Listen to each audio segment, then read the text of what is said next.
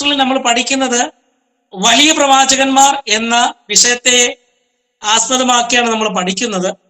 എന്നാൽ ഇന്ന് പ്രാരംഭ ദിവസമായതുകൊണ്ട് ഒരു വചനം വായിച്ച് നമുക്ക് ഇന്നത്തെ ക്ലാസ്സിലേക്ക് പ്രവേശിക്കാം. യെശയ്യാ പ്രവാചകന്റെ പുസ്തകം 55-ാം അധ്യായം അതിന്റെ 8 മുതൽ 12 വരെയുള്ള വാക്യങ്ങളാണ് ഞാൻ എടുത്തത്. 12-13 വരെയുള്ള വാക്യം, 8 മുതൽ 13 വരെ. അതിൽ ചില കാര്യങ്ങൾ മാത്രം നമ്മൾ വായിക്കുന്നു. നിങ്ങൾ ക്ലാസ് കഴിഞ്ഞിട്ട് വായിക്കണം. നമുക്കിത് ഒത്തിരി വായിച്ച് ഇൻട്രൊഡക്ഷൻ പറയാൻ സമയമില്ലാത്തതിനാലാണ്. അവിടെ 8-ാമത്തെ വാക്യം, എന്റെ വിചാരങ്ങൾ നിങ്ങളുടെ വിചാരങ്ങളല്ല, നിങ്ങളുടെ വഴികൾ എന്റെ വഴികളുമല്ല എന്ന് യഹോവ അരുളി ചെയ്യുന്നു. 55-ാം അധ്യായത്തിന്റെ 8-ാമത്തെ വാക്യം, നമ്മുടെ വിചാരങ്ങൾക്കപ്പുറത്ത് ദൈവത്തിന് നമുക്ക് വേണ്ടി വലിയ പദ്ധതികളുണ്ട് എന്ന് അനുഭവിച്ചറിഞ്ഞവരാണ് നമ്മൾ എല്ലാവരും. ഒരു വർഷം പഠിച്ചിട്ട് പോകണമെന്ന് ആഗ്രഹിച്ചു വന്നിട്ട് 3-ാം വർഷം പഠിക്കുന്നവർ ഇതിനകത്തുണ്ട്. ഇതെങ്ങനെയാണ് പോകുന്നതെന്ന് അറിയാൻ വേണ്ടി വന്നിട്ട് തുടർമാനമായി പഠിക്കുന്നവരുണ്ട്. ഒരു കാര്യം ഞാൻ പറയാം, ഈ വേദപഠനം നിങ്ങൾ അവസാനിപ്പിക്കുമ്പോൾ നിങ്ങൾ വിചാരിച്ചതിനും നിങ്ങൾ ചിന്തിച്ചതിനും അപ്പുറമായി ദൈവത്തിന്റെ മഹത്വമായ ശുശ്രൂഷ നിങ്ങളിൽ വെളിപ്പെട്ട് വരുമെന്ന് ഈ വൈകുന്നേര സമയം ഞാൻ ഉറപ്പു തരാം. കർത്താവിന്റെ വചനം നമ്മളെ പഠിപ്പിക്കുന്ന ഇങ്ങനെയാണ്, എന്റെ വിചാരങ്ങൾ നിങ്ങളുടെ വിചാരങ്ങളല്ല, നിങ്ങളുടെ വഴികൾ എന്റെ വഴികളുമില്ല. ആകാശം ഭൂമിക്ക് മീത് ഉയർന്നിരിക്കുന്ന പോലെ എന്റെ വഴികൾ നിങ്ങളുടെ വഴികളിലും എന്റെ വിചാരങ്ങൾ നിങ്ങളുടെ വിചാരങ്ങളും ഉയർന്നിരിക്കുന്നു. അടുത്ത വാക്ക്, മഴയും ഹിമവും ആകാശത്ത് നിന്ന് പെയ്യുകയും അവിടേക്ക് മടങ്ങാതെ വിതപ്പാൻ വിത്തും തിന്മാൻ ആഹാരം നൽകത്തക്കവണ്ണം ഭൂമിയെ നനച്ച് ഫലവത്താക്കി വിളയിക്കുന്നത് പോലെ എന്റെ വായിൽ നിന്ന് പുറപ്പെടുന്ന എന്റെ വചനമായിരിക്കും. അത് വെറുതെ എന്റെ അടുക്കലേക്ക് മടങ്ങി വരാതെ എനിക്ക് ഇഷ്ടമുള്ളത് നിവർത്തിക്കുകയും ഞാൻ അയച്ച കാര്യം സാധിപ്പിക്കുകയും ചെയ്യും. ഇന്ന് പകലിൽ നമ്മുടെ കയ്യിലിരിക്കുന്ന ദൈവത്തിന്റെ വചനം, എബ്രായർ നമ്മൾ എന്താ വായിക്കുന്നത്? ഇരുവാറ്റനയുള്ള ഏതു വാളിനേക്കാളും മൂർച്ചയേറിയതും പ്രാണനെയും ആത്മാവിനെയും സന്ധിവച്ച് വരെ വേർപിടിക്കും വരെ തുളച്ചു ചെല്ലാൻ കഴിയുന്ന, പ്രകാശത്തെക്കാൾ വേഗത്തിൽ സഞ്ചരിക്കാൻ കഴിയുന്ന, രോഗികളെ സൗഖ്യമാക്കാൻ കഴിയുന്ന, അത്ഭുതങ്ങളെ ചെയ്യാൻ കഴിയുന്ന, നമുക്ക് വേണ്ടി വാതിൽ തുറക്ക. ഈ വചനം വെറുതെ മടങ്ങിപ്പോകത്തില്ല.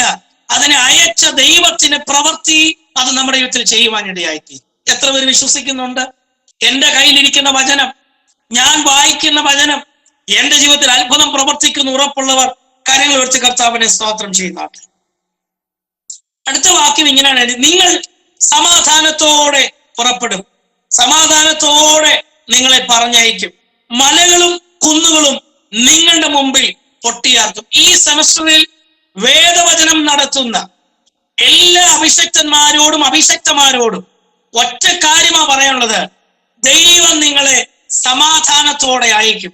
നിങ്ങൾ എപ്പോൾ സമാധാനത്തോടെ നിങ്ങൾ ആദ്യത്തെ സ്റ്റെപ്പ് വയ്ക്കുമോ, കുന്നുപോലെ നിൽക്കുന്ന വിഷയങ്ങൾ, പർവ്വതം പോലെ മലകൾ പോലെ ഉയർന്നു നിൽക്കുന്ന വിഷയങ്ങൾ നിങ്ങളുടെ മുൻപിൽ പൊട്ടിയാർക്കാൻ തുടങ്ങും. തീർന്നില്ല, ദേശത്തിലെ സകല വൃക്ഷങ്ങളും കൈകൊട്ടും, പറക്കാരയ്ക്ക് പകരം കൊഴുന്നു മുളയ്ക്കും. അത് യഹോവയ്ക്കൊരു കീർത്തിയായും ഛേദിക്കപ്പെടാത്ത ശാശ്വതമായ അടയാളവുമായിരിക്കും.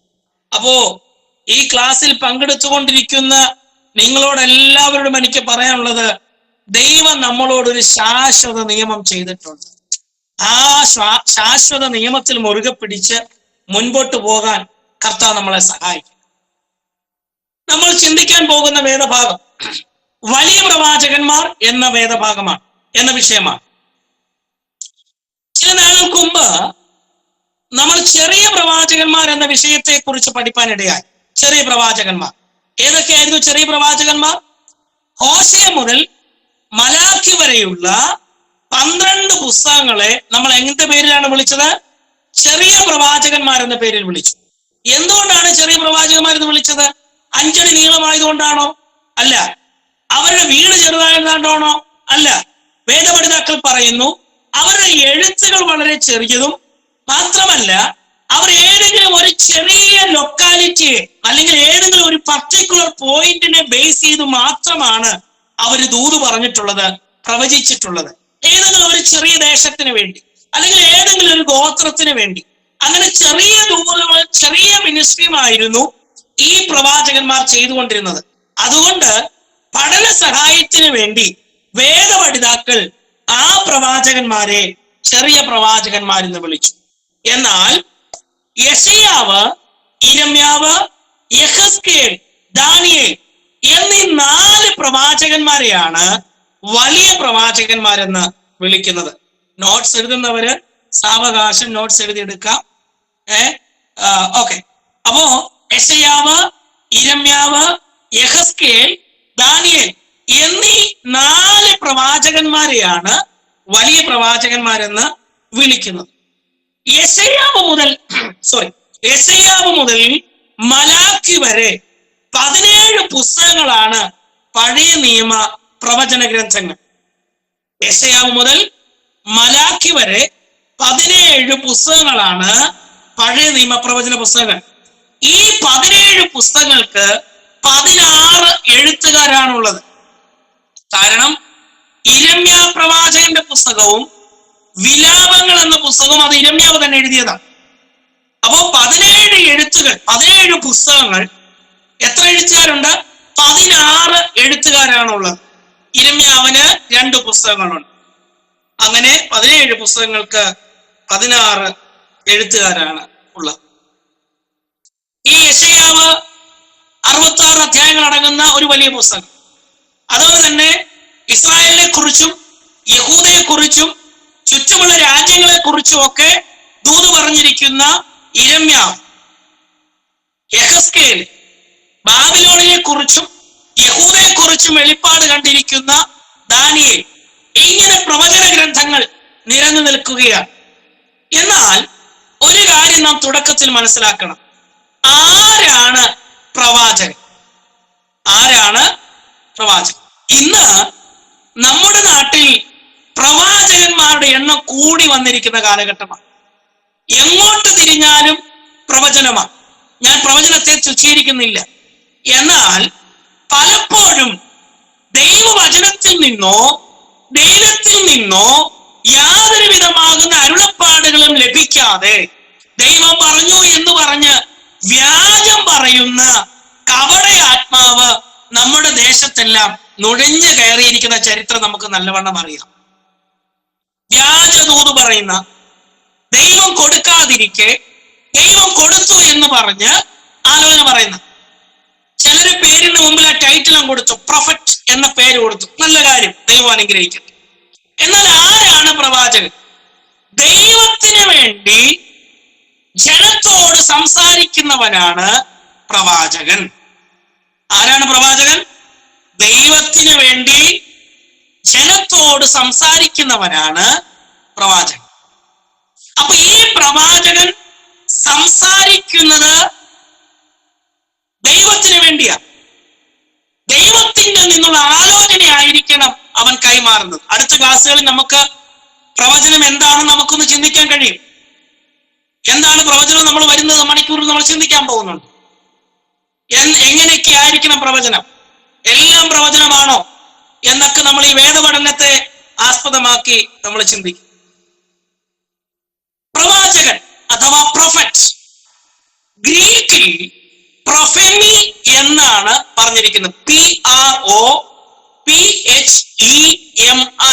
പ്രൊഫെമി. ഗ്രീക്കിൽ എന്താണ് പ്രവാചകൻ പറഞ്ഞിരിക്കുന്നത്? പ്രൊഫെമി, PROPHEMI, പ്രൊഫെമി. അതിന്റെ അർത്ഥം മുൻകൂട്ടി പറയുക എന്നുള്ളതാണ്. മുൻകൂട്ടി പറയുക, നടക്കാൻ പോകുന്ന കാര്യങ്ങൾ, സംഭവിക്കാൻ പോകുന്ന കാര്യങ്ങൾ, ഒരു ദേശത്തിനോ വ്യക്തിക്കോ സാമ്രാജ്യത്തിനോ അല്ലെങ്കിൽ ഒരു സമൂഹത്തിനോ സംഭവിക്കാൻ പോകുന്ന കാര്യങ്ങളെ മുൻകൂട്ടി അവരെ അറിയിക്കുക. ഇതിന് പറയുന്ന ഗ്രീക്കിൽ പറഞ്ഞിരിക്കുന്ന പേരാണ് പ്രൊഫെമി. പ്രൊഫെമി എന്ന വാക്കിന്റെ അർത്ഥം എന്താണ്? മുൻകൂട്ടി പറയുക എന്നതാണ്. മുൻകൂട്ടി പറയുക. ഈ പഴയ നിയമം പഠിക്കുമ്പോ ശമൂവേൽ പ്രവാചകന്റെ കാലം മുതലാണ് പ്രവാചകൻ എന്ന പേരിൽ ഇവർ അറിയപ്പെട്ടത്. ശമൂവേൽ പ്രവാചകന്റെ കാലം. 1 ശമൂവേലിന്റെ പുസ്തകം 9-ാം അധ്യായം അതിന്റെ 9-ാമത്തെ വാക്യം. 1 ശമൂവേലിന്റെ പുസ്തകം 9-ാം അധ്യായം അതിന്റെ 9-ാമത്തെ വാക്യം. അവിടെ വചനം എഴുതിയിരിക്കുന്നത്, പണ്ട് ഇസ്രായേലിൽ ഒരുത്തൻ ദൈവത്തോട് ചോദിക്കാൻ പോകുമ്പോൾ വരുവിൻ നാം ദർശകന്റെ അടുക്കൽ പോക എന്ന് പറയും. ഇപ്പോൾ പ്രവാചകൻ എന്ന് പറയുന്നവനെ അന്ന് ദർശകൻ എന്നാണ് പറഞ്ഞു വന്നിരുന്നത്.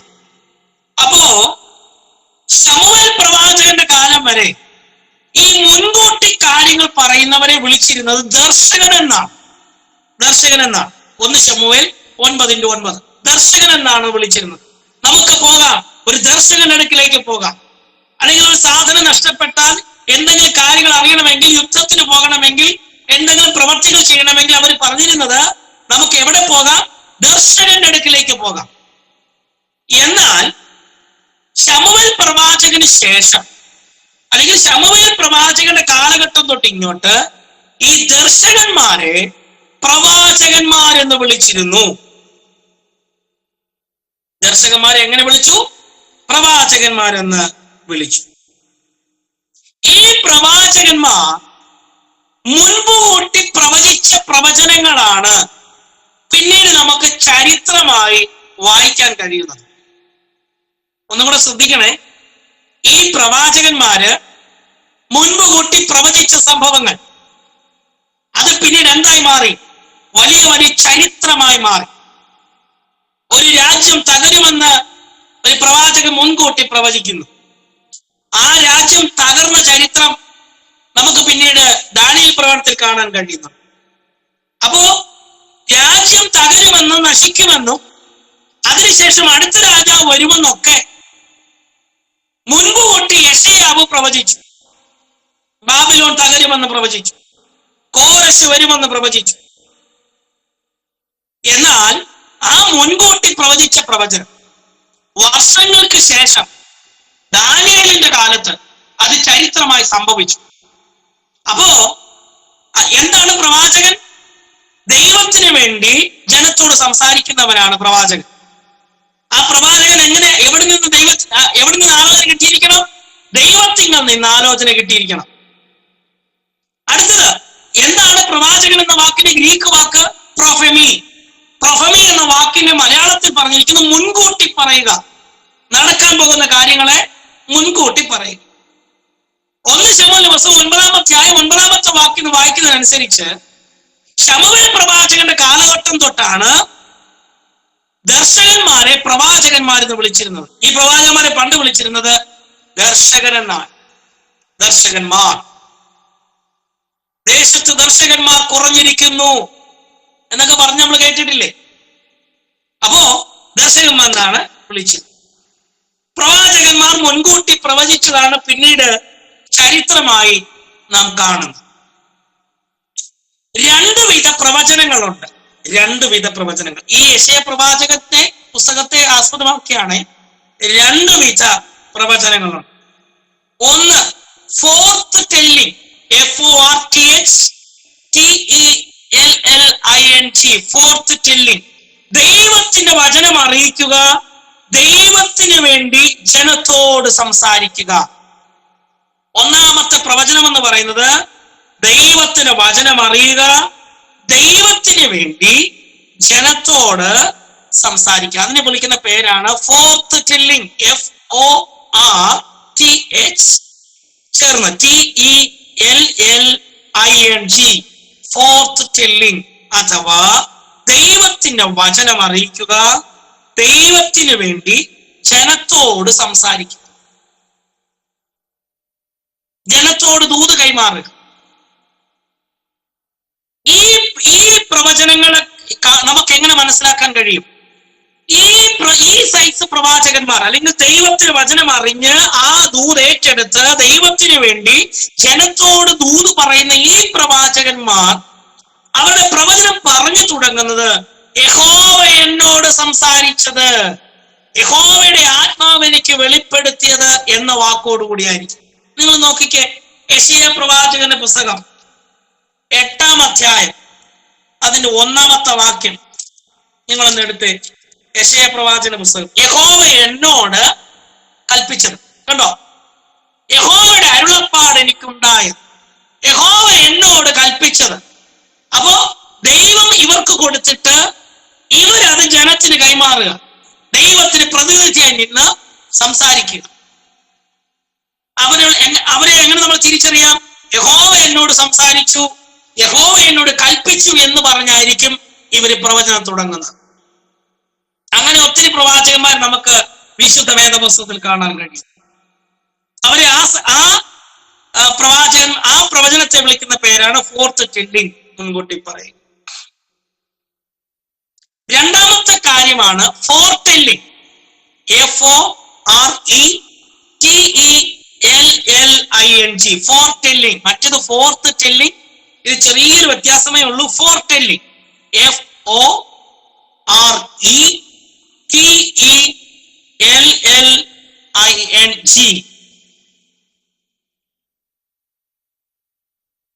FORETELLING. ഫോർടെല്ലിംഗ് എന്ന് പറഞ്ഞാൽ ഭാവിയെക്കുറിച്ചും ഭാവിയിൽ സംഭവിക്കാനുള്ള കാര്യങ്ങളെ കുറിച്ചും സംസാരിക്കുക. ഭാവിയെക്കുറിച്ചും ഭാവിയിൽ സംഭവിക്കാനുള്ള കാര്യങ്ങളെ കുറിച്ചും സംസാരിക്കുക. അതാണ് ഫോർടെല്ലിംഗ് എന്ന് പറയുന്നത്. ഒന്നുകൂടെ പറയാം. ഫോർത്ത് ടെല്ലിംഗ് ദൈവത്തിന് വചനം അറിയിക്കുക, ദൈവത്തിന് വേണ്ടി ജനത്തോട് സംസാരിക്കുക. ഫോർടെല്ലിംഗ് എന്ന് പറഞ്ഞാൽ ഭാവിയെക്കുറിച്ചും ഭാവിയിൽ സംഭവിക്കാനുള്ള കാര്യങ്ങളെ കുറിച്ചും സംസാരിക്കും.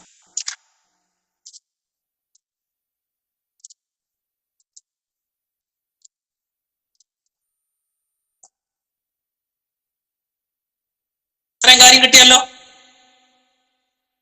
ഓക്കെ, ഇനി അടുത്തത് പ്രവാചകന്മാരെ അവർ പ്രവചനം അനുസരിച്ച് മൂന്നായിട്ട് തിരിക്കാം. പ്രവാചകന്മാരെ അവർ പ്രവചിച്ച കാലഘട്ടം അനുസരിച്ച് മൂന്നായിട്ട് തിരിക്കാം. ഒന്ന്, പ്രവാസത്തിന് മുൻപുള്ള പ്രവാചകന്മാർ. രണ്ട്, പ്രവാസകാലത്തുള്ള പ്രവാചകന്മാർ. മൂന്ന്, പ്രവാസത്തിന് ശേഷമുള്ള പ്രവാചകൻ. എഴുതുന്ന നിങ്ങളുടെ കൈക്ക് നല്ല വേദന ഉണ്ടാകുമെന്ന് എനിക്കറിയാം.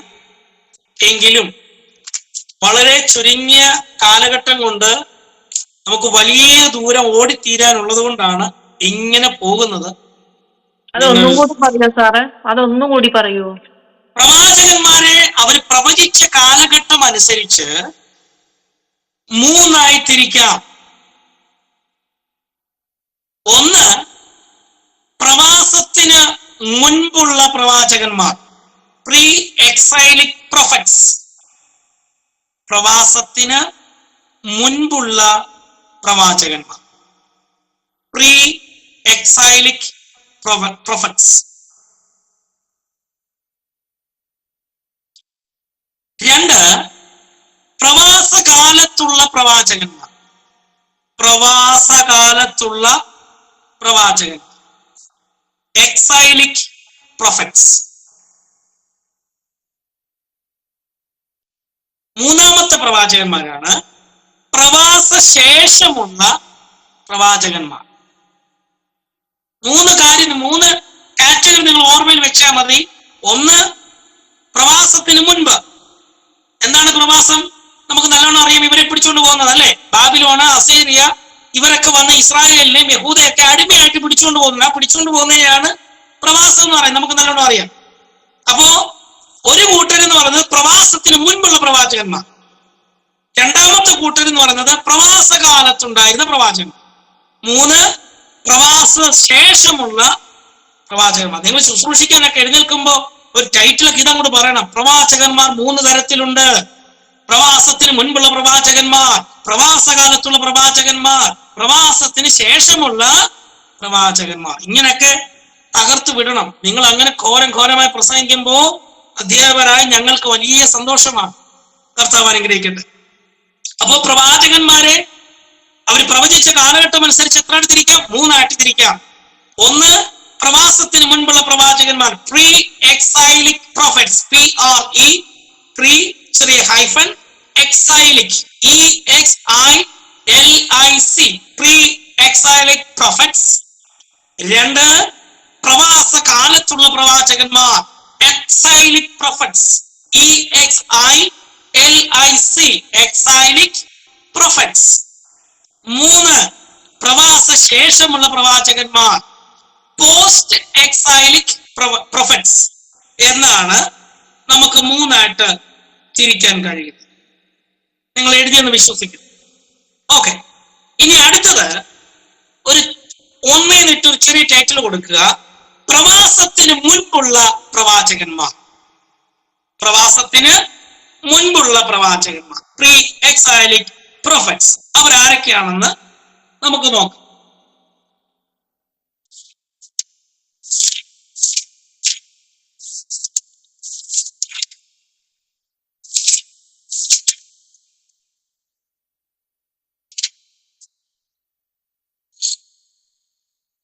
ഓക്കെ, 1 ഓബദ്യ. ഞങ്ങൾ 1 ഇട്ടിട്ട് ഓബദ്യ. ഓബദ്യയുടെ നേരെ ഒരു ഹൈഫൻ ഇട്ടിട്ട് എഴുതണം. ഏദോം എന്ന് എഴുതണം. ഏദോം.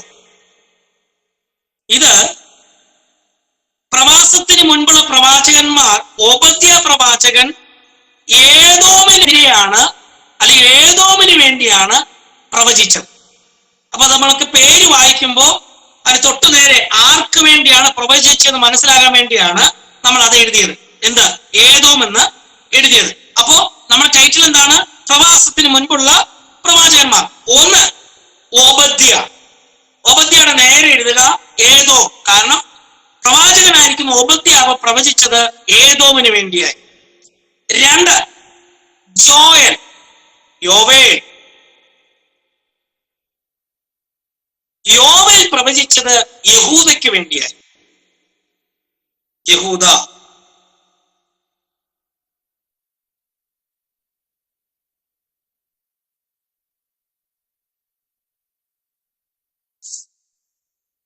ഇവര് ക്രിസ്തുവിന് മുൻപ് 9th സെഞ്ചുറി BC, എന്നുവെച്ചാൽ ക്രിസ്തു വർഷത്തിന് മുമ്പ് BC 9ാം നൂറ്റാണ്ടിൽ പ്രവചിച്ച 2 പ്രവാചകന്മാരാണ്.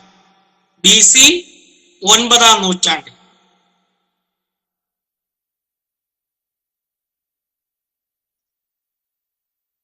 ഒന്ന് ഓബദ്യ, ഏദോം. 2 യോവേൽ, യഹൂദ. ഇവർ 2 പ്രവാചകന്മാരും 9ാം നൂറ്റാണ്ട് BC 9ാം നൂറ്റാണ്ടിൽ പ്രവചിച്ച പ്രവാചകന്മാരായിരുന്നു. അടുത്തത് 3 യോന. യോന ആർക്ക് വേണ്ടിയാണ് പ്രവചിച്ചത്? നിനവയ്ക്ക് വേണ്ടി. അതെ, നിനവയ്ക്ക് വേണ്ടി. നമ്മൾ കഴിഞ്ഞ സെമസ്റ്ററിൽ പഠിച്ചതാണ്. യോന എന്ന പേര് എഴുതിയിട്ട് നേരെ ഹൈഫൻ ഇട്ടിട്ട് എന്തെഴുതണം? നിനവേ എന്നെഴുതണം. അടുത്ത 4 ആമോസ്. ആമോസ് പ്രവചിച്ചത് ഇസ്രായേലിന് വേണ്ടി. ആമോസ് ഇസ്രായേലിന് വേണ്ടി പ്രവചിച്ചു.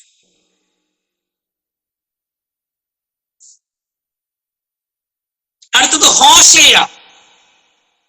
ഹോശേയ പ്രവാചകൻ പ്രവചിച്ചത് ഇസ്രായേലിന് വേണ്ടിയാ. ഹോശേയ പ്രവാചകൻ പ്രവചിച്ചതും ഇസ്രായേലിന് വേണ്ടിയാണ് പ്രവചിച്ചത്.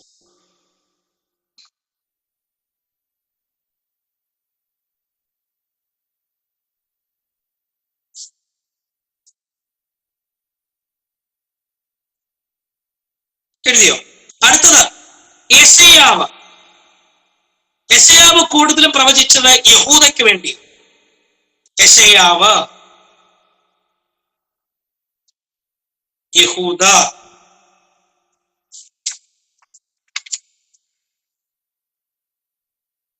ഏഴ് മീഖ, യഹൂദ.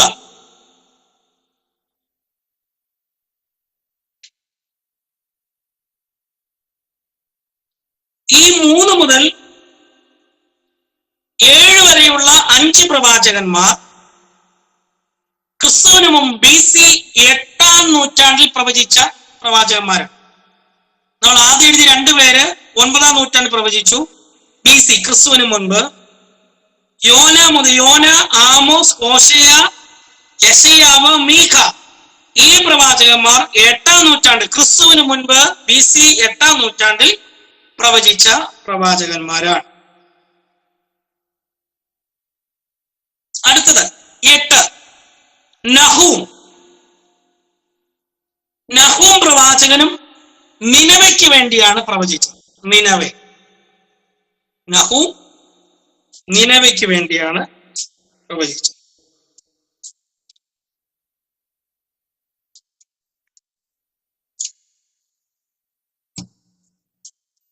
ഒൻപത്, സെഫന്യ. സെഫന്യ പ്രവാചകൻ പ്രവചിച്ചത് യഹൂദയ്ക്ക് വേണ്ടിയാണ്.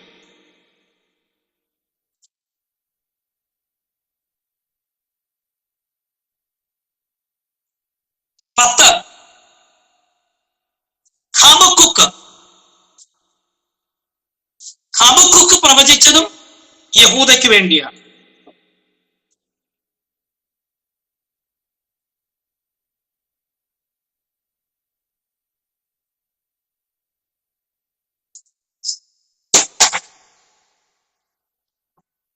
10ാമത്തെ ഹബക്കുക്കാണ് നമ്മൾ എഴുതിയത്. ഹബക്കുക്ക് പ്രവചിച്ചതും യഹൂദയ്ക്ക് വേണ്ടിയാണ്. 11, ഇരമ്യാവ്. ഇരമ്യാവ് പ്രവചിച്ചതും യഹൂദയ്ക്ക് വേണ്ടിയാണ്. യഹൂദ.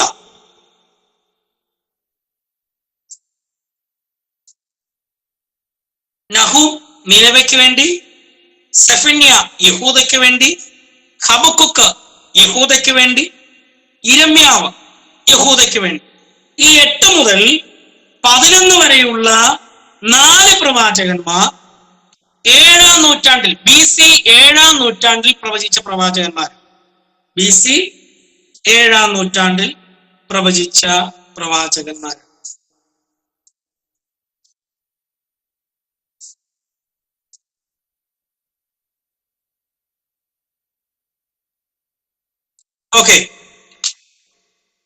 ഞാൻ അവസാനം ഒന്നുകൂടെ വായിക്കാം. അടുത്ത 2ാമത്തെ ഹെഡിങ്, പ്രവാസകാലത്തുള്ള പ്രവാചകന്മാർ. പ്രവാസകാലത്തുള്ള പ്രവാചകന്മാർ, എക്സൈലിക് പ്രൊഫറ്റ്സ്.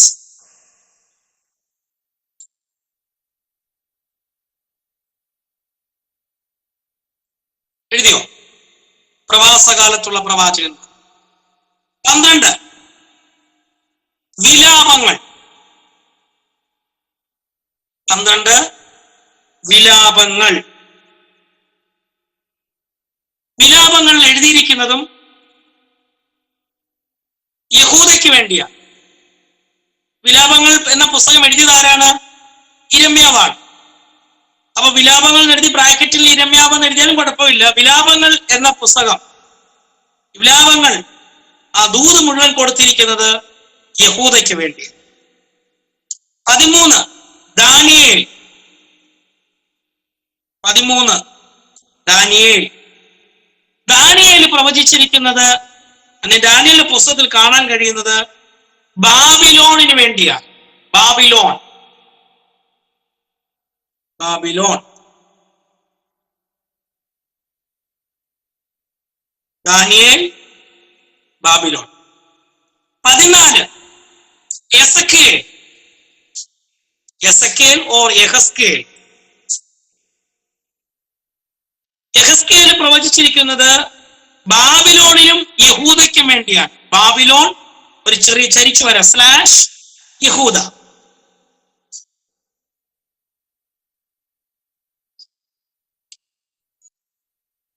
യഹസ്കേൽ പ്രവചിച്ചിരിക്കുന്ന ബാബിലോണിനും യഹൂദയ്ക്കും വേണ്ടിയാണ്.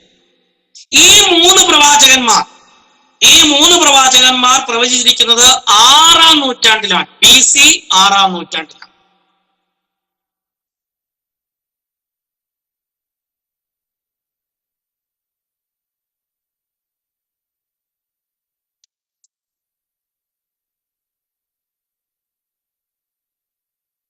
നമ്മൾ പ്രവാസകാലത്തുള്ള പ്രവാചകന്മാരുടേതാണ് എഴുതുന്നത്.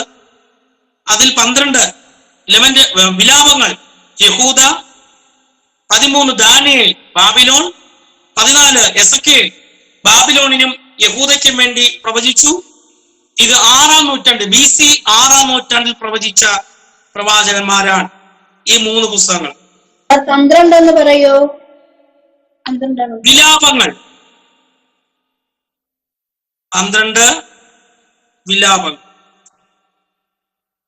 യഹൂദയ്ക്ക് വേണ്ടി. യഹൂദ.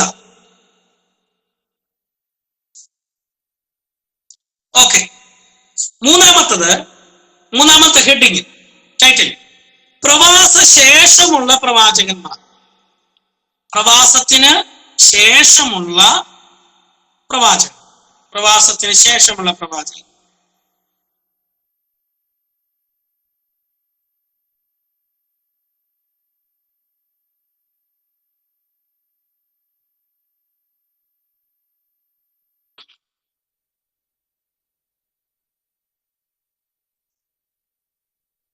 പതിനഞ്ച് ഹഗ്ഗായി. 15 ഹഗ്ഗായി. ഹഗ്ഗായി പ്രവചിച്ചതും യഹൂദയ്ക്ക് വേണ്ടിയാണ്.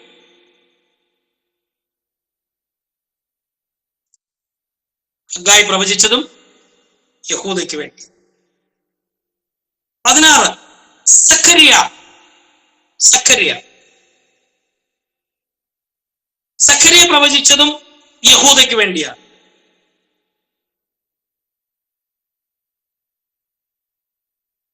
ഈ രണ്ട് പ്രവാചകന്മാരും 6-ാം നൂറ്റാണ്ടിൽ പ്രവചിച്ചിരുന്ന പ്രവാചകന്മാരാണ്. BC 6-ാം നൂറ്റാണ്ട്. ഈ രണ്ട് ഹഗ്ഗായി, സഖരിയ. പക്ഷെ പ്രവാസത്തിന് ശേഷമായിരുന്നു എന്ന് മാത്രം. അടുത്തത് 17 മലാഖി.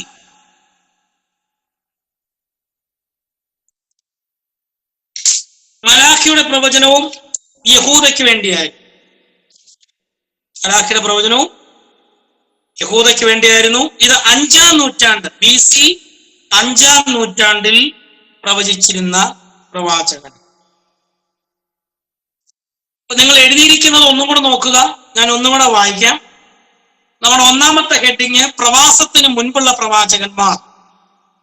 1 ഓബദ്യ ഏദോം, 2 യോവേൽ യഹൂദ. ഈ രണ്ട് പ്രവാചകന്മാരും 9-ാം നൂറ്റാണ്ട് BC 9-ാം നൂറ്റാണ്ടിൽ പ്രവചിച്ചിരുന്നു. 3 യോന നിനവേ, 4 ആമോസ് ഇസ്രായേൽ, 5 ഹോശയ ഇസ്രായേൽ, 6 യെശയ്യാവ് യഹൂദ, 7 മീക യഹൂദ.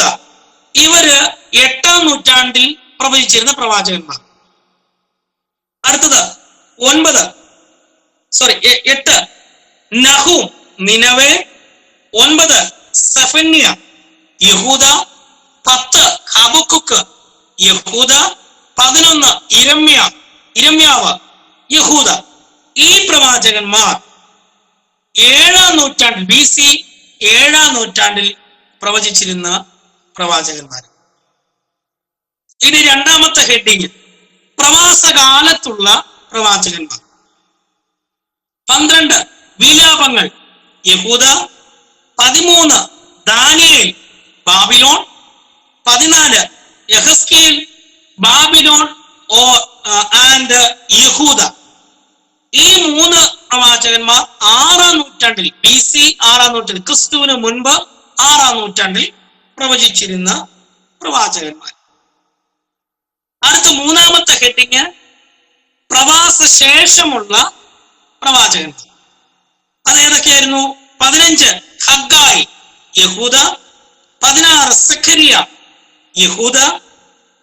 ഇവർ രണ്ടുപേരും 6-ാം നൂറ്റാണ്ടിൽ പ്രവചിച്ചിരുന്ന പ്രവാചകന്മാർ. ലാസ്റ്റ് 17 മലാഖി യഹൂദ. ഈ പ്രവാചകൻ 5-ാം നൂറ്റാണ്ടിൽ BC 5-ാം നൂറ്റാണ്ടിൽ പ്രവചിച്ചിരുന്ന പ്രവാചകന്മാർ. അപ്പോ പ്രവാചകന്മാരെ അവർ പ്രവചിച്ച കാലഘട്ടം അനുസരിച്ച് 3ആയിട്ട് തിരിക്കാം. ആ 3ആയിട്ട് തിരിച്ചതിൽ 1 പ്രവാസത്തിന് മുൻപുള്ള പ്രവാചകന്മാർ, പ്രവാസ കാലത്തുള്ള പ്രവാചകന്മാർ, പ്രവാസത്തിന് ശേഷമുള്ള പ്രവാചകന്മാർ, ഇങ്ങനെ തിരിക്കുന്നുണ്ട്. 11 പ്രവാചകന്മാർ പ്രവാസത്തിന് മുൻപുള്ള പ്രവാചകന്മാരാണ്.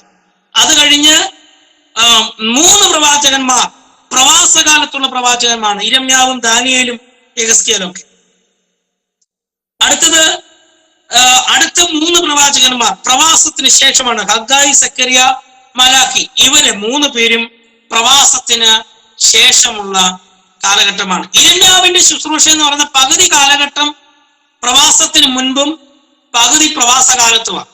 കാരണം ഇരമ്യാവ് ഒരു ചെറുപ്പക്കാരനായിരിക്കുമ്പോഴാണ് അവനെ വന്ന് പിടിച്ചുകൊണ്ട് പോകുന്നത്. ആ ചരിത്രം നമുക്ക് ഇരമ്യാ പ്രവാചനം പഠിക്കുമ്പോൾ നമുക്ക് ചിന്തിക്കാം. ഒരു ചെറുപ്പക്കാരനായിരിക്കുന്ന ഇരമ്യാവിനെ അവർ പിടിച്ചുകൊണ്ട് പോകുന്നുണ്ട്. അപ്പൊ ഇരമ്യാവിന്റെ ശുശ്രൂഷ തുടക്കം പ്രവാസത്തിന് മുൻപായിരുന്നു, പിന്നീടുള്ള ശുശ്രൂഷകൾ പ്രവാസകാലത്തുമായി. ഇത്രയും കാര്യങ്ങളാണ് നമുക്ക് ഈ പ്രവാചകന്മാരെ കുറിച്ച് നമുക്ക് പൊതുവായി ചിന്തിക്കാൻ ഉള്ളത്.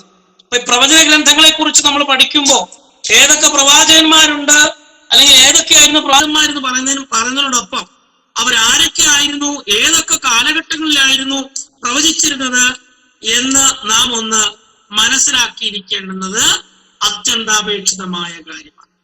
ഇത്രയും കാര്യങ്ങളാണ് നമുക്ക് പൊതുവെ നമുക്കൊരു ഔട്ട്ലൈനായി, ഇൻട്രൊഡക്ഷനായി പഠിക്കാൻ ഉള്ളത്. ഇത്രയും ഭാഗം ഓക്കെ എന്ന് വിശ്വസിക്കുന്നു. എന്തെങ്കിലും സംശയം ഉണ്ടെങ്കിൽ ക്ലാസ്സിൽ അവസാനം നിങ്ങൾക്ക് ഒരു 5 മിനിറ്റ് തരാം. ആ സമയത്ത് നിങ്ങൾക്ക് ചോദിക്കാനും എനിക്കറിയാവുന്ന ഉത്തരങ്ങൾ നമുക്ക് അന്നേരം തന്നെ മനസ്സിലാക്കാനും സാധിക്കും. ഓക്കെ, അപ്പൊ നമുക്ക് ഒരുക്കത്തോടെ യെശയ്യാവ് എന്ന പുസ്തകത്തിലേക്ക് പ്രവേശിക്കും. യെശയ്യാ പ്രവാചകന്റെ പുസ്തകം ആയിട്ട് എഴുതിക്കൊള്ളുക. യെശയ്യാ പ്രവാചകന്റെ പുസ്തകം.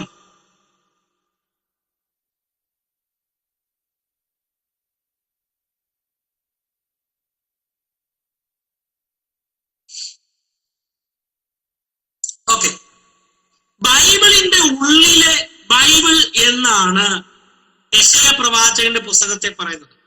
ബൈബിളിന്റെ ഉള്ളിലെ ബൈബിൾ. എന്തുകൊണ്ട് അങ്ങനെ പറയുന്നേ?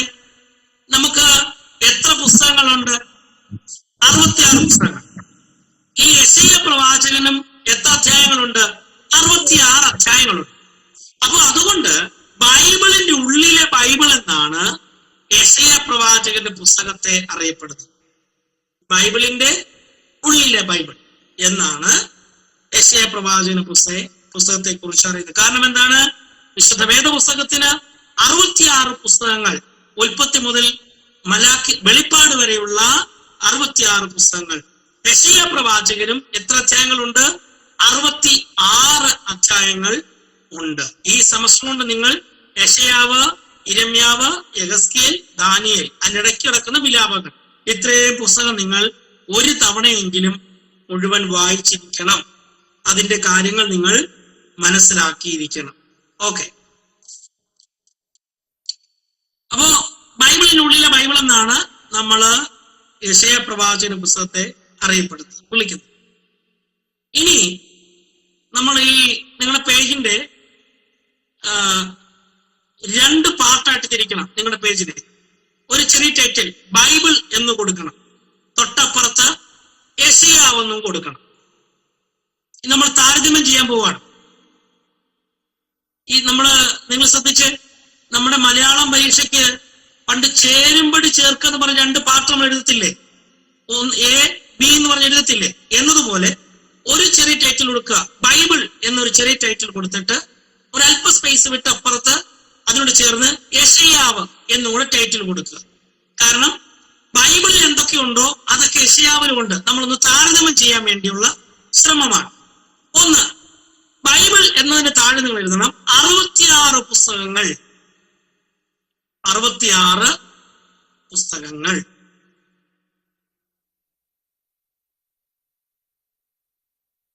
ഇനി യെശയ്യാവ് എന്ന് എഴുതിയിരിക്കുന്ന താഴെ നിങ്ങൾ എഴുതണം 66 അധ്യായങ്ങൾ. അപ്പൊ ബൈബിളിൽ, വിശുദ്ധ വേദപുസ്തകത്തിൽ 66 പുസ്തകങ്ങളും അതേപോലെ തന്നെ അതിന് താരതമ്യമായിരിക്കുന്ന യെശയ്യാ പ്രവാചകന്റെ പുസ്തകത്തിൽ എത്ര അധ്യായങ്ങളാണ്? 66 അധ്യായങ്ങളും ഉണ്ട്. ഇനി രണ്ടാമത്തെ പോയിന്റ്, ബൈബിൾ എന്നതിന്റെ താഴെ എഴുതുക പഴയ നിയമത്തിൽ 39 പുസ്തകങ്ങൾ. പഴയ നിയമത്തിൽ 39 പുസ്തകങ്ങൾ.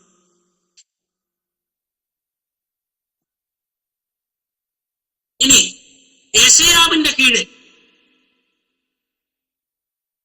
1-ാം വിഭജനത്തിൽ 39 പുസ്തകങ്ങൾ.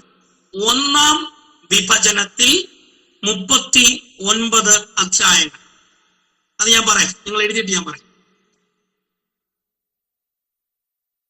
ഈ യെശയ്യാ പ്രവാചകന്റെ പ്രവചനത്തിന്റെ സ്വഭാവം അനുസരിച്ച് ഇതിനെ 2ആയിട്ട് തിരിച്ചിട്ടുണ്ട്. നിങ്ങൾ ശ്രദ്ധിച്ചാൽ മതി. 1 മുതൽ 39 വരെയുള്ള അധ്യായങ്ങൾ അധ്യായങ്ങളും 40 തൊട്ടുള്ള 66 വരെയുള്ള രണ്ടാം ഘട്ടവും. ഇങ്ങനെ രണ്ട് രീതിയിലാണ് തിരിച്ചിരിക്കുന്നത്. അതിന്റെ വിഷയത്തിന്റെ ആസ്പദമാക്കിയിട്ടാണ്. അപ്പോൾ പഴയ നിയമ പുസ്തകത്തിൽ 39 പുസ്തകങ്ങളുള്ളപ്പോൾ അതേപോലെ തന്നെയാണ് ഒന്നാം വിഭജനത്തിൽ എത്ര പുസ്തകങ്ങളുണ്ട്? 39 പുസ്തകങ്ങൾ. അത് പഴയ നിയമത്തിന്റെ അതേ കോപ്പി തന്നെയാണ് വരുന്നത്. ഇനി അടുത്തത് പുതിയ നിയമത്തിൽ 27 പുസ്തകങ്ങൾ. നിങ്ങൾ എഴുതുക, ബൈബിൾ എന്നതിന്റെ കീഴിൽ എഴുതുക 3. പുതിയ നിയമത്തിൽ 27 പുസ്തകങ്ങൾ.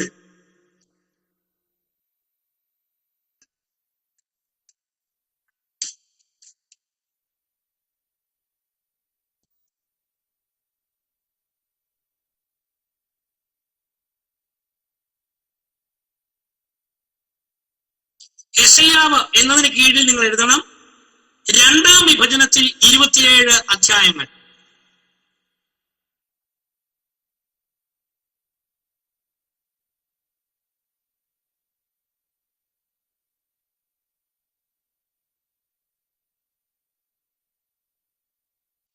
രണ്ടാം വിഭജനത്തിൽ 27 അധ്യായങ്ങൾ. ഇനി ബൈബിൾ എന്നതിന്റെ കീഴിൽ പഴയ നിയമത്തിൽ ഇസ്രായേലിന്റെ പാപം,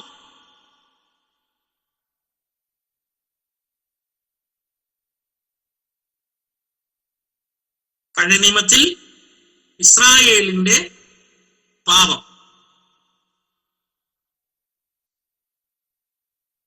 ഇനി യെശയ്യാവിന്റെ ഭാഗത്ത് നമ്മൾ എഴുതേണ്ടത് 1 മുതൽ 39 വരെയുള്ള അധ്യായങ്ങളിൽ ഇസ്രായേലിന്റെ പാപത്തെക്കുറിച്ചുള്ള പ്രവചനങ്ങൾ.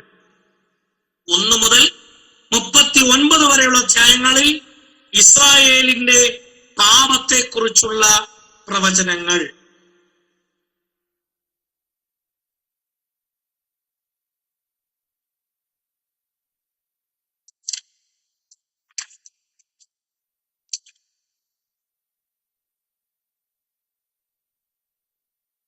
പാപത്തെക്കുറിച്ചുള്ള പ്രവചനം കിട്ടിയല്ലോ. അടുത്തത് 5. പുതിയ നിയമത്തിൽ ബൈബിളിന്റെ കീഴിലാണ്, ബൈബിൾ എന്ന ഹെഡിങ്ങിന്റെ കീഴിൽ പുതിയ നിയമത്തിൽ യേശുക്രിസ്തുവിന്റെ ശുശ്രൂഷകളെ കാണിക്കുന്നു.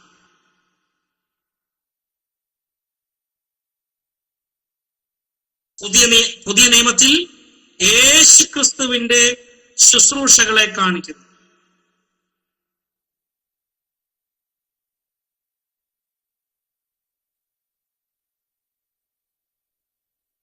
ഇനി യെശയ്യാവിൽ നമ്മൾ എഴുതുന്നത് 40 മുതൽ 66 വരെയുള്ള അധ്യായങ്ങൾ മശിഹയെ കുറിച്ചുള്ള ദൈവിക ആലോചനകൾ. 40 മുതൽ 66 വരെയുള്ള ഭാഗങ്ങളെ കുറിച്ച് പറഞ്ഞിരിക്കുന്നത് മശിഹയെ കുറിച്ചുള്ള ആലോചനകളെ കുറിച്ചാണ്. ഏതാ ഈ 40 മുതൽ 66 വരെ രണ്ടാം സെക്ഷൻ നമ്മൾ ആദ്യം എഴുതിയില്ലേ? ഒന്നാം സെക്ഷൻ 1 മുതൽ 39 വരെ, രണ്ടാം സെക്ഷൻ 40 മുതൽ 66 വരെ. ഈ 40 മുതൽ 66 ഉള്ള സെക്ഷനിൽ പ്രധാനമായി പറഞ്ഞിരിക്കുന്നത് മശിഹയെ കുറിച്ചുള്ള പ്രവചനങ്ങളാണ്.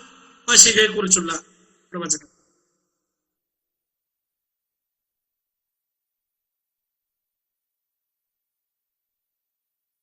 അടുത്തത് ബൈബിൾ എന്നതിന് കീഴിൽ എഴുതുന്നത് പുതിയ നിയമം തുടങ്ങുന്നത് സ്നാപക യോഹന്നാന്റെ ചരിത്രത്തോടു കൂടിയാണ്. പുതിയ നിയമം തുടങ്ങുന്നത് സ്നാപക യോഹന്നാന്റെ ചരിത്രത്തോടു കൂടിയാണ്.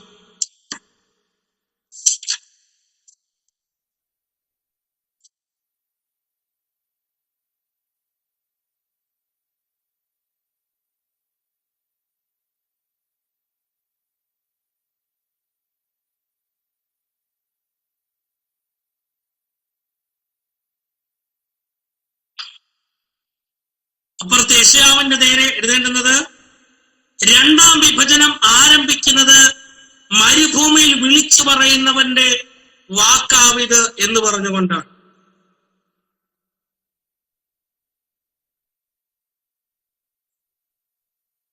രണ്ടാം സെക്ഷൻ ആരംഭിക്കുന്നത് മരുഭൂമിയിൽ വിളിച്ചു പറയുന്നവന്റെ വാക്ക് എന്ന പദത്തോടു കൂടിയാണ്. അത് 40:3-4. യോഹന്നാൻ സ്നാപകൻ പറഞ്ഞ വാക്കുകൾ അവിടെ യെശയ്യാ പ്രവാചകൻ പ്രവചിക്കുന്നുണ്ട്. മരുഭൂമിയിൽ വഴിയൊരുക്കുവീൻ എന്ന് പറഞ്ഞ് യോഹന്നാൻ സ്നാപകൻ പ്രസംഗിച്ച അതേ പ്രസംഗം, അതേ പ്രവചനം മുൻകൂട്ടി ആര് പ്രവചിച്ചിട്ടുണ്ട്? യെശയ്യാ പ്രവാചക പുസ്തകം 40-ാം അധ്യായത്തിൽ യെശയ്യാവ് പ്രവചിച്ചിട്ടുണ്ട്. അടുത്തത് ബൈബിളിൽ താഴെ എഴുതുന്ന വെളിപ്പാട് പുസ്തകം അവസാനിക്കുന്നത്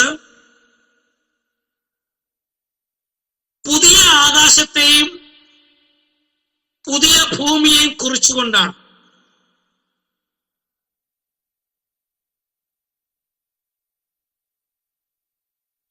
വെളിപ്പാട് പുസ്തകം അവസാനിക്കുന്നത് പുതിയ ആകാശത്തെയും പുതിയ ഭൂമിയെയും കുറിച്ചുകൊണ്ടാണ്.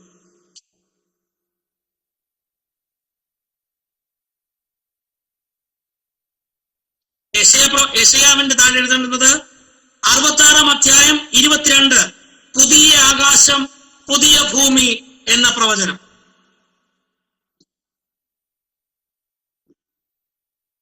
66:22 പുതിയ ആകാശം പുതിയ ഭൂമി എന്ന പ്രവചനം.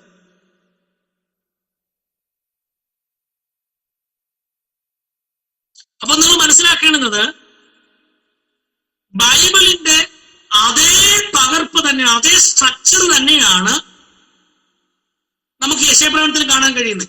ശ്രദ്ധിക്കുന്നുണ്ടോ? ഉൽപ്പത്തി തൊട്ട് വെളിപ്പാട് വരെ പറഞ്ഞിരിക്കുന്ന 66 പുസ്തകങ്ങളിൽ പറഞ്ഞിരിക്കുന്ന അതേ പ്രവചന സ്ട്രക്ചർ തന്നെയാണ് നമുക്ക് യെശയ്യാ പ്രവാചക പുസ്തകം 1 മുതൽ 66 വരെ കാണാൻ കഴിയുന്നത്.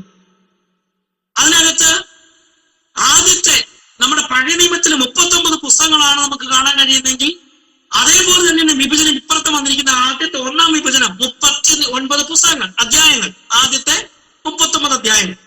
ആ 39 അധ്യായങ്ങൾ എന്തിനെ കുറിച്ചാണ് പറഞ്ഞിരിക്കുന്നത്? പഴയ നിയമത്തിൽ ഇസ്രായേലിന്റെ പാപത്തെ കുറിച്ചാണെങ്കിൽ യെശയ്യാ പ്രവാചകൻ 1 മുതൽ 39 വരെയുള്ള അധ്യായങ്ങൾ പറഞ്ഞിരിക്കുന്നതും ഇസ്രായേലിന്റെ പാപത്തെ കുറിച്ചാണ്, അവരുടെ അഹങ്കാരത്തെ കുറിച്ച്. പുതിയ നിയമത്തിൽ യേശു ക്രിസ്തുവിന്റെ സുവിശേഷത്തെ കുറിച്ചും യേശു ക്രിസ്തുവിന്റെ പ്രവർത്തനത്തെ കുറിച്ചുമാണ് പറഞ്ഞതെങ്കിൽ 40 മുതൽ 66 വരെയുള്ള 2-ാം വിഭജനത്തിൽ മശിഹയെ കുറിച്ചുള്ള പ്രവചനമാണ് യെശയ്യാവിൽ കാണാൻ കഴിയുന്നത്. മശിഹ എവിടെ നിന്ന് വരുന്നു, മശിഹ വരുന്നതിന്റെ ലക്ഷണം എന്താണ്, മശിഹ എങ്ങനെയായിരിക്കും എന്നൊക്കെ 40-ാം അധ്യായം മുതൽ നമുക്ക് കാണാൻ കഴിയും. അപ്പൊ ഒരു വശത്ത് പുതിയ നിയമത്തിൽ യേശു ക്രിസ്തുവിനെ കാണിക്കുമ്പോൾ അതേപോലെ തന്നെ യെശയ്യാ പ്രവാചകന്റെ പുസ്തകത്തിലെ 40 മുതൽ 66 വരെയുള്ള 27 അധ്യായങ്ങളിലും മശിഹയെ കുറിച്ചാണ് നമുക്ക് അവിടെ കാണാൻ കഴിയുന്നത്. ഇനി പുതിയ നിയമം ആരംഭിക്കുന്നത് എങ്ങനെയാണ്? സർപ്പസന്തതികളെ എന്നുള്ള പ്രവചന ശബ്ദമാണ്. അതാരാ പ്രസംഗിക്കുന്നത്? മരുഭൂമിയിൽ യോഹന്നാൻ സ്നാപകന്റെ പ്രവചന ശബ്ദമാണ്. മലാക്കിക്ക് ശേഷം ഏകദേശം 300 വർഷം അല്ലെങ്കിൽ 350 വർഷം യാതൊരു വിധமான വെളിപ്പാടോ ആലോചനയോ ലോകമായിട്ടില്ലായിരുന്നു. ദൈവത്തിന് യാതൊരു ബന്ധവുമില്ലായിരുന്നു. അത് കഴിഞ്ഞിട്ട് യോഹന്നാൻ സ്നാപകനിൽ കൂടെ ആദ്യത്തെ ദൂത് വരുന്ന സർപ്പസന്തതികളെ എന്ന് പറഞ്ഞുകൊണ്ടുള്ള ദൂതാണ്. മരുഭൂമിയിൽ വഴിയൊരുക്കുവീൻ എന്ന് പറഞ്ഞുകൊണ്ട് യോഹന്നാൻ പഴയ നിയമത്തിൽ പ്രസംഗിക്കുമ്പോൾ യെശയ്യാ പ്രവാചകന്റെ പുസ്തകം 2-ാം വിഭജനം 40-ാം അധ്യായത്തിന്റെ 3-4 വാക്യം നമ്മൾ വായിക്കുമ്പോൾ മരുഭൂമിയിൽ എല്ലാ കുന്നും നിരപ്പായും എല്ലാ കുന്നും താഴ്വരയായി മാറുമെന്ന് പറഞ്ഞ് മരുഭൂമിയിൽ വിളിച്ചു പറയുന്ന ഒരു ശബ്ദം എന്ന് പറഞ്ഞുകൊണ്ടാണ് അവിടെ പ്രസംഗം തുടങ്ങുന്നത്. അടുത്തത് വിശുദ്ധ വേദ പുസ്തകത്തിലെ അവസാന പുസ്തകമായ വെളിപ്പാട് പുസ്തകം അവസാനിക്കുന്നത് പുതിയ ആകാശം പുതിയ ഭൂമി എന്ന ഒരു സബ്ജക്റ്റ് കൊണ്ടാണ്. യെശയ്യാ പ്രവാചകന്റെ പുസ്തകം 66-ാം അധ്യായം അവസാനിക്കുന്നതും പുതിയ ആകാശവും പുതിയ ഭൂമിയും എന്ന വിഷയത്തെ ആസ്പദമാക്കി. അപ്പോ എന്തുകൊണ്ടും ബൈബിളിനുള്ളിലെ ബൈബിൾ എന്ന് വിളിക്കാം ഈ യെശയ്യാ പ്രവാചകന്റെ പുസ്തകം. ഇപ്പൊ മനസ്സിലായോ എന്തുകൊണ്ടാണ് നമ്മൾ ബൈബിളിനകത്ത് ബൈബിൾ എന്ന് യെശയ്യാവിനെ വിളിക്കുന്നത്? മറ്റുള്ള പ്രവചന ഗ്രന്ഥങ്ങളിൽ നിന്നെല്ലാം വ്യത്യസ്തമായ ഒരു സ്വഭാവം ഈ യെശയ്യാ പ്രവാചകന് ഉണ്ട് എന്ന് നമ്മൾ മനസ്സിലാക്കണം.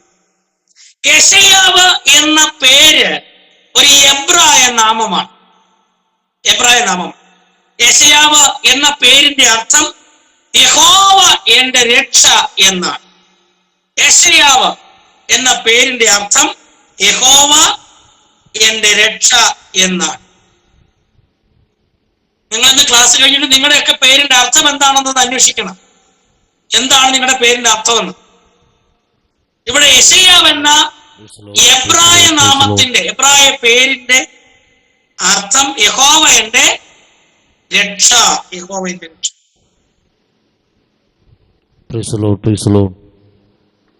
ചില ചരിത്രകാരന്മാർ യെശയ്യാവിനെ പ്രവാചകന്മാരിലെ രാജകുമാരൻ എന്നാണ് വിളിക്കുന്നത്.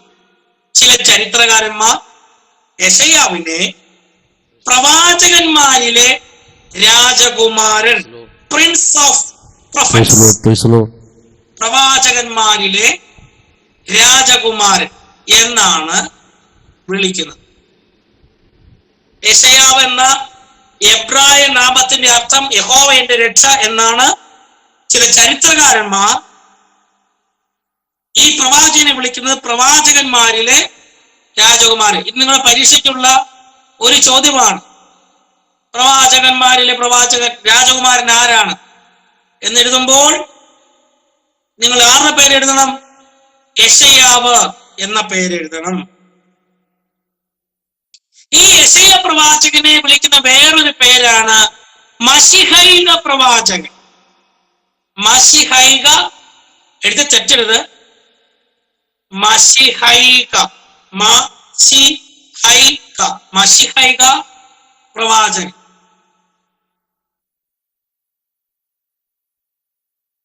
ചിലർ ഈ പ്രവാചകനെ പ്രവാചകന്മാരുടെ രാജകുമാരൻ എന്ന് വിളിക്കുന്നു. ചിലര് പറഞ്ഞിരിക്കുന്നു മശിഹൈക പ്രവാചകൻ. എന്തുകൊണ്ടാണ്? മശിഹയെക്കുറിച്ചാണ് കൂടുതലും ഈ പ്രവാചകൻ പ്രവചിച്ചിരിക്കുന്നത്.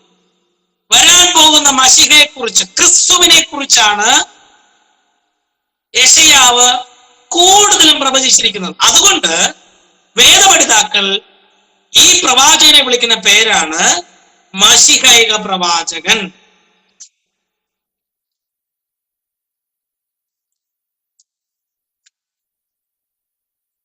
മശിഹൈക പ്രവാചകൻ.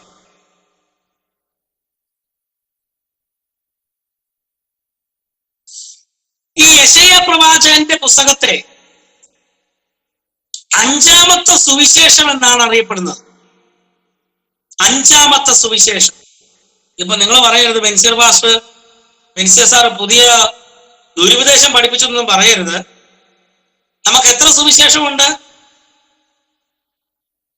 അത് പറയുമ്പോൾ നമ്മൾ ആകെ കൊഴിയും. 4 സുവിശേഷമോ? എത്ര സുവിശേഷമുണ്ട്?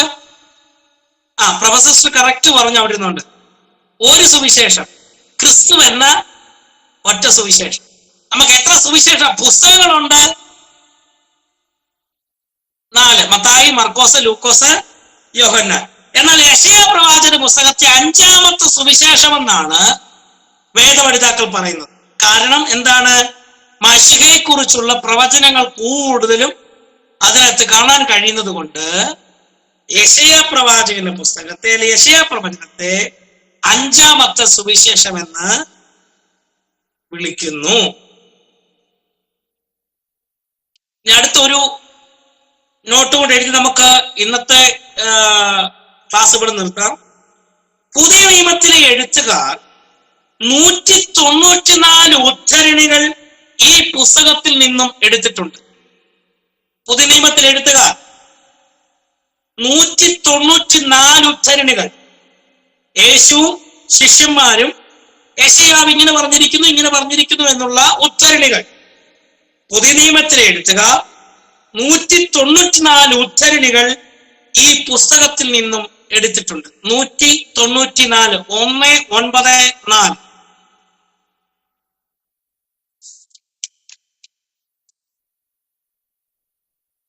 എടുത്തിട്ടുണ്ട്. ഇത്രയും കാര്യങ്ങളാണ് ഇന്ന് നമുക്ക് ചിന്തിക്കാൻ ഉള്ളത്. അടുത്ത ക്ലാസ്സിൽ എഴുത്തുകാരൻ ഉദ്ദേശം എന്ന് പറഞ്ഞ് നമുക്ക് മുൻപോട്ട് പോകാം. അപ്പോ ഇന്ന് പഠിച്ച ഭാഗത്ത് നിന്ന് നിങ്ങൾക്ക്